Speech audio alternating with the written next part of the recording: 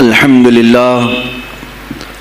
لله الحنان المنان الذي خلق الإنسان وعلمه البيان والصلاة والسلام على رسوله سيد الإنس والجان وعلى آله وأصحابه ذوي الخير والإحسان أما بعد فأعوذ بالله من الشيطان الرجيم بسم الله الرحمن الرحيم ألا إن أولياء الله لا خوف عليهم ولا هم يحزنون الذين آمنوا وكانوا يتقون لهم البشرى في الحياة الدنيا وفي الآخرة لا تبديل لكلمات الله ذلك هو الفوز العظيم صدق الله مولانا العظيم وبلغنا رسوله النبي الأمين المتين المختار الكريم ونحن على ذلك من الشاهدين والشاكرين والحمد لله رب العالمین۔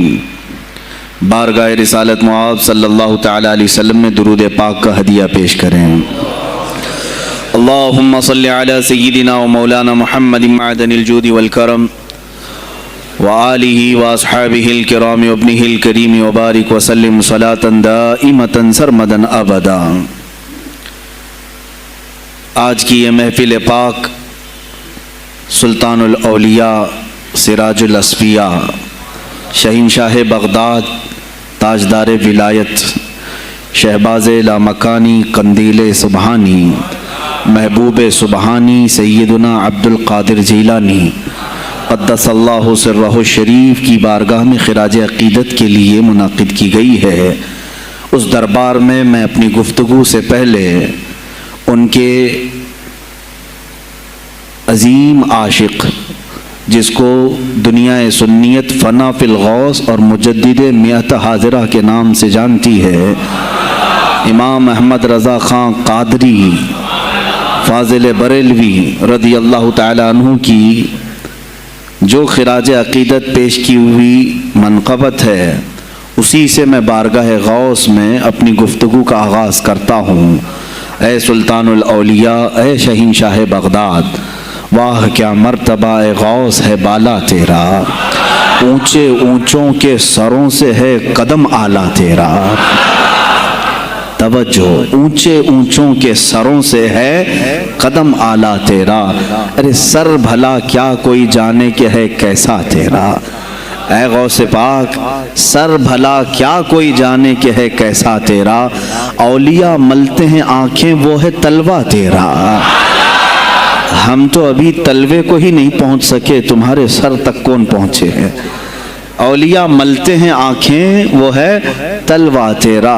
وہ شہنشاہ بغداد اگر ممبر پر کھڑے ہو کر کے اعلان کر دے قدمی ہادی علی رقبت کل ولی اللہ، میرا یہ پاؤں تمام اولیاء کی گردنوں پر ہے، تو پھر ہند کے خطے سے معین الدین اجمیری بھی یہ کہتے ہوں کہ بل علی رأسی و علی عینی، اے سلطان الاولیاء صرف آپ کا قدم گردن پر نہیں میرے سر پر بھی ہے۔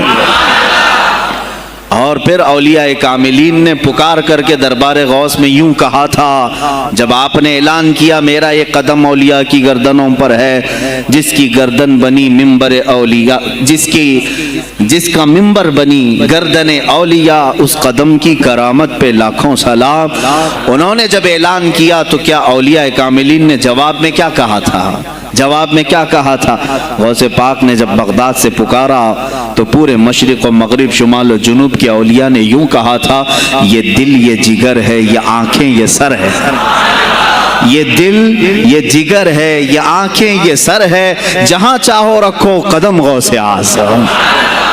گردن ہی کیا ہے، یہ دل ہے، یہ جگر ہے، یہ آنکھیں ہیں، یہ سر ہے، آپ کی مرضی جہاں ہو میرے آقا آپ قدم رکھتے ہیں، جہاں چاہو رکھو قدم غوث اعظم۔ عزیزان گرامی وقار، تاجدار بریلی نے شہنشاہ بغداد کی بارگاہ میں پیش اس طرح سے کیا کہ جو ولی قبل ہوئے یا بعد ہوئے سب ادب رکھتے ہیں دل میں میرے آقا تیرا، سارے اقطاب جہاں کرتے ہیں کعبے کا طواف، کعبہ کرتا ہے طواف در والا تیرا۔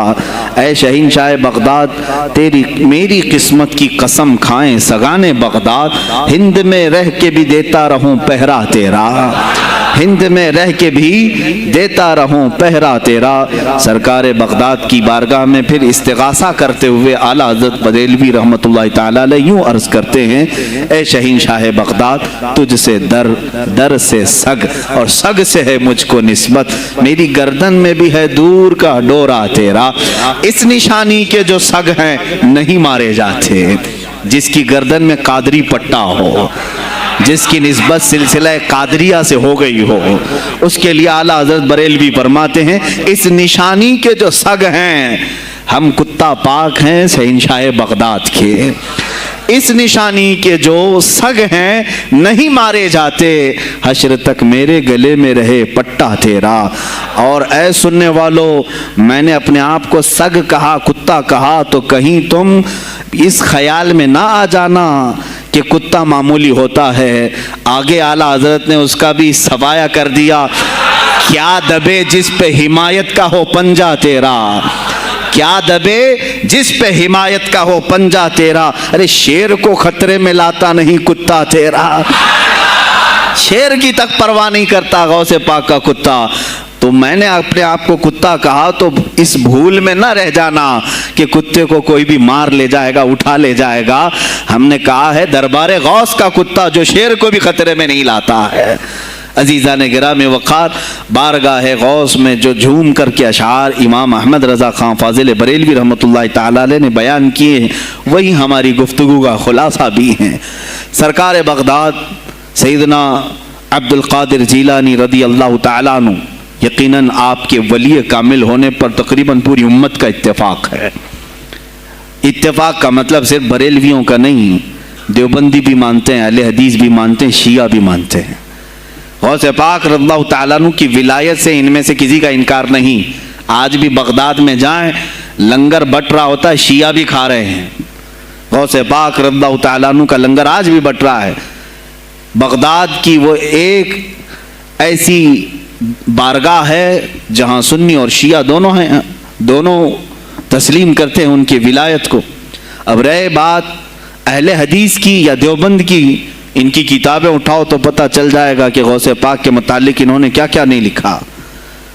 پیر پیراں، میر میراں، شہین شاہ بغداد، بلکہ شیخ ابن تیمیہ جو ہر ولی کی تنقید کرتا تھا، ہر صوفی پر طعن و تشنیع کرتا رہا، اس نے اپنی کتاب میں لکھ دیا کہ میرے پاس اتنے تواتر تک، تواتر کہتے ہیں اتنے لوگوں کا بیان کرنا کہ جن کا جھوٹ پر جمع ہونا محال ہو۔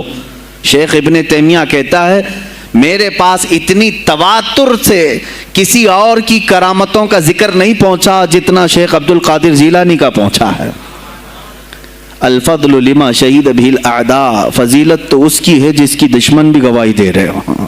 عزیزان گرامی وقار، سرکار بغداد رضی اللہ تعالیٰ عنہ کی ولایت پر تقریباً امت کا اتفاق، بعد میں آنے والے سارے مسلمان انہیں ولی مانتے ہیں۔ اور یہ اور بات ہے کہ ولایت تک سب کا اتفاق ہے، اب غوث کے مقام کے متعلق الحمدللہ ہم منفرد ہیں اس میں، اس لیے کہ ہم انہیں غوث اعظم بھی کہتے ہیں، استغاثہ بھی کرتے ہیں۔ یہ ایک الگ ٹاپک ہے جہاں شرک، بدعت اور کفر کے فتوے لگتے ہیں کہ بریلوی اللہ کو چھوڑ کر اولیاء سے مانگتے ہیں، اور یہ بیویوں سے مانگ لیں تو کوئی حرج نہیں، ہاں اپنے بچوں سے مانگ لیں تو کوئی حرج نہیں، بلکہ چپراسی اور نیتاؤں سے مانگ لیں تو کوئی حرج نہیں۔ کسی صاحب نے آ کر کے مجھ سے کہا تھا آپ غوث اعظم کیوں کہتے ہیں؟ اعظم اللہ ہوتا ہے سب سے اعظم، غوث کہیں ٹھیک ہے۔ سلفی صاحب تھے، ہم نے کہا کہ آپ کو سرکار عبد القادر جیلانی کو غوث اعظم کہنے پر اعتراض ہے، لیکن ایک چوڑا چمار ملک کا پرائم منسٹر بن جائے تو اسے وزیر اعظم کہہ دیتے ہیں، کوئی دقت نہیں آپ کو، وہاں اعظم کہتے ہیں آپ، اعظم کہنے میں آپ کو وہاں جھجک بھی نہیں آتی، اور غوث پاک کو اعظم کہنے میں آپ کو شرم آنے لگتی ہے۔ یہ اپنے اپنے نصیبے کی بات ہے، آپ کا اعظم کوئی اور ہے، ہمارا اعظم کوئی اور ہے۔ عزیزان گرامی، سرکار بغداد شہین شاہ ولایت سلطان الاولیاء سیدنا عبد القادر جیلانی رضی اللہ تعالیٰ عنہ، ماں کے پیٹ سے ہی ان کو ولایت عطا کی گئی۔ یہ وہ اولیاء میں سے ہیں جن کا پیدائشی اللہ تعالیٰ نے منتخب فرمایا ہے۔ بلکہ جس وقت آپ کی ولادت ہوئی یہ شعبان کا آخری دن، اور آپ کی والدہ ماجدہ کے بطن سے آپ اس عمر میں پیدا ہوئے جب عورتوں میں اولاد کی امید ختم ہو چکی ہوتی. آپ کی ماں کی عمر 60 سال کی تھی جب آپ پیدا ہوئے. یہ خود اپنے آپ میں ایک کرامت ہے. اور سرکار بغداد رضی اللہ تعالیٰ عنہ جب جیلان میں پیدا ہوئے تو آپ کا معمول تو دیکھیں، آپ کی ماں خود بتاتی ہیں دوسرے سال غالباً لوگوں کو چاند میں شک ہو گیا، 29 کا چاند نظر آیا کہ نہیں آیا. بعض کہنے لگے ہو گیا ہوگا، بعض کہنے لگے نہیں ہوا ہوگا. تو یوم الشک کہتے ہیں، یعنی 30واں جو شعبان کا ہوتا ہے وہ ایک رمضان بھی ہو سکتا ہے، 30 شعبان بھی. تو لوگ آئے حضرت فاطمہ ام الخیر کے پاس جو غوث پاک کی ماں ہے، پوچھا کہ کل کا چاند ہوا کہ نہیں ہوا، ہمیں شک ہو گیا ہے. آپ نے کہا چاند ہو گیا ہے اور رمضان شروع ہو چکا ہے. کہا کیسے؟ کہا صبح سے میرا بیٹا عبد القادر دودھ کو منہ نہیں لگایا ہے، اور میرے بیٹے کا یہ معمول ہے پچھلے رمضان سے ہی. جس وقت